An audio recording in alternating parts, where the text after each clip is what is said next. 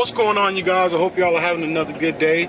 It's been a minute, but actually it really hasn't been. But I figured I will bring you guys a video for y'all. I got my little partner in the back seat with me, my son. So if y'all hear, somebody else, it's just him. But we're about to go get some food, pretty much. And I'm just gonna talk to y'all while driving. About driving my neighbor. Talk to y'all about the driving experience with the work we did on the transmission. All right, so where do I start? Oh my goodness, you guys. So I made 2 videos since I installed the separator plate. I made 2 videos. The first video was a help me, I need help video. I never put up. The second one was a brief but honest review of it. But y'all hear that? But yeah, so we went ahead. I did a road trip, you guys. Did a road trip and drove to Alabama, from North Carolina to Alabama, about a 650-mile road trip and back. No issues whatsoever. Works good. Okay. So let's start from the top. So after I installed it, you guys know I turned my line pressure up to 250 psi line pressure for transmission. All good. It ran good for about the first 3 to 4 days, and then one day I was getting on the highway and I was in first gear and I wasn't getting on it, and it went to limp mode. It shifted hard from first to 4th gear, and that was it. It would not lock up in 4th gear. It wouldn't lock up.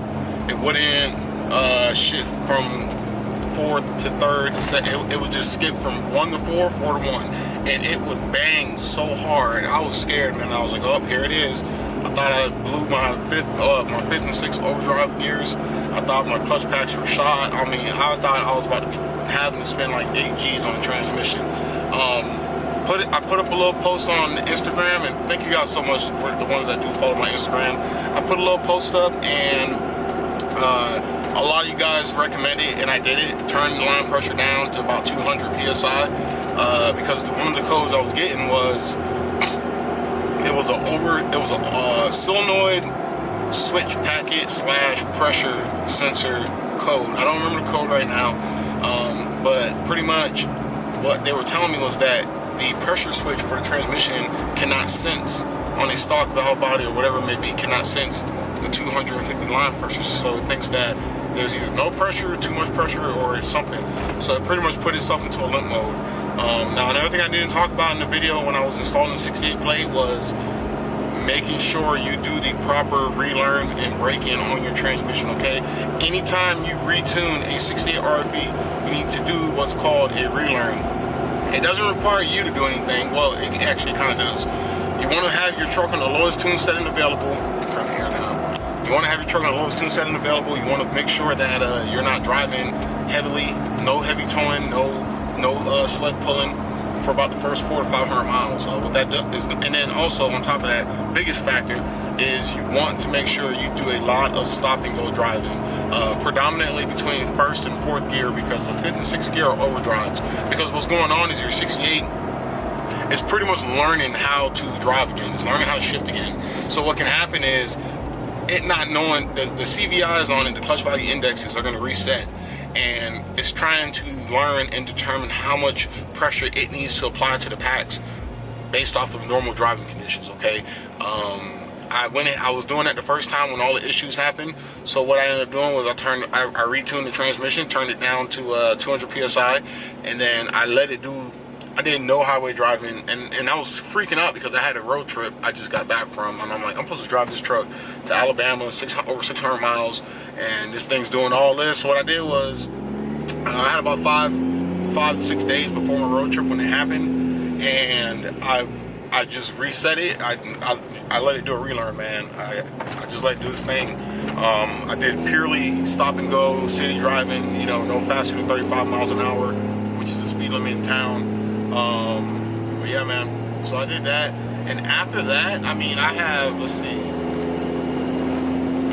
I got it pulled up here somewhere. I have 1,775 miles on my truck since retuning it the second time, the transmission the second time, the 68 plate, and I didn't want to put that's why I held off for so long from putting out a review video on the ATS separator plate, just because I didn't want to put a video out a couple days later, be like, oh man, it works so good, like, you know, no problems, and it hasn't even been a week. It's been about, what, I think going on 2 weeks now since I've installed that plate, if I'm not, or actually I think I did last Monday, I don't remember, but anyways, it's been a while since I installed that, so I feel like I can confidently give we'll call it a 2-week review on it. Tons of driving, almost 2,000 miles of driving in the truck. It drives great. It shifts good. I mean, the truck, is there a noticeable difference with the truck? Not really. Mainly with the trans. I do notice that the shifts are a little bit crisper. Now you can adjust the shift firmness using the H&S Mini Max, but I did notice that I left all that, everything stayed the same on my trans tune except line pressure, and I do notice that the shifts are a little bit more crisp. It's a little bit more, it hits a little better. Okay. Transmission temps have been good. You know, average 68 RFE trans temps, you know, ranging from 120 to 160-ish or whatever, you know, pretty much as long as it's not over 225, that's good. But it's been really good, and I'm digging it. I went back, now when I was doing all this, I was on tune 1, but since then I have gone back to tune 5 on my CSP5 switch, and it's been a couple times, you know, I got into her and she skirted, but it was good. So I can honestly say right now that everything's going as accordingly. I'm so happy I don't have to buy another transmission, because I was not ready. That was going to my spring, that video I made about near futures for the truck, that was about to get deleted, and I was going to make another one, because if I would have had to get a trans right now, which I'm saying I can do it, but I don't want to, that would have completely destroyed my my future plans. So you know what I'm saying.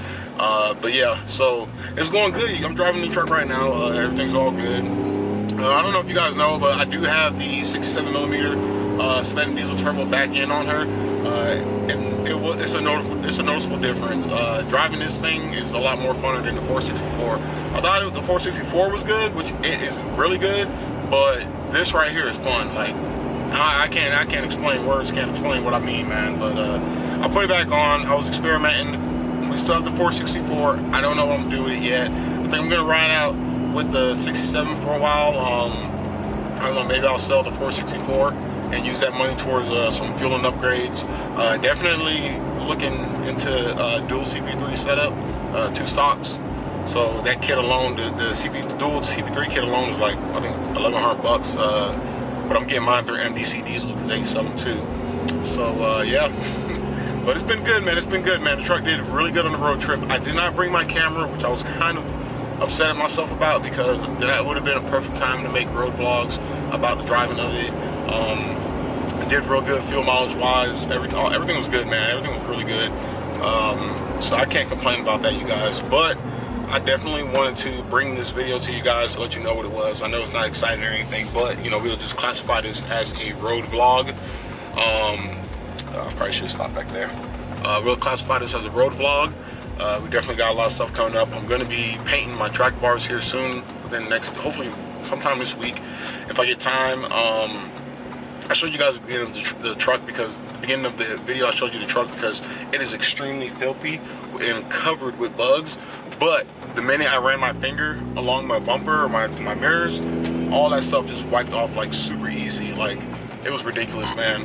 So yeah, so you guys, that is what it is. Comment down below, let me know what you think about the video. Let me know if you guys have ever had that experience with your trucks, going into kind of like a limp mode. A lot of feedback I've gotten from people on Instagram and reading forums is that when it comes to the 68 doing a relearn, it's super picky. Some people say you don't have any issues, they don't have any issues. Some people say, you know, you can be babying it, driving in the softest environment, and it'll cause it to go into a limp mode. Really wasn't expecting that, but the whole purpose of the truck going into limp mode is kind of to protect itself, which is what it did, because I'm so glad I didn't destroy anything or anything didn't get messed up, you know what I'm saying? So it is what it is, man. But thank you guys so much for checking out this video. If you watched it, please go ahead and smash that thumbs up and that like button, because you guys know how much it helps out the channel. Thank you guys. Comment down below what you want to see next done on the channel in terms of truck mods. I gotta make a video for you guys showing you how to update the flash link for the alarm, because a lot of you guys purchased the remote start kit, but you're not sure how to update or install the update onto the puck.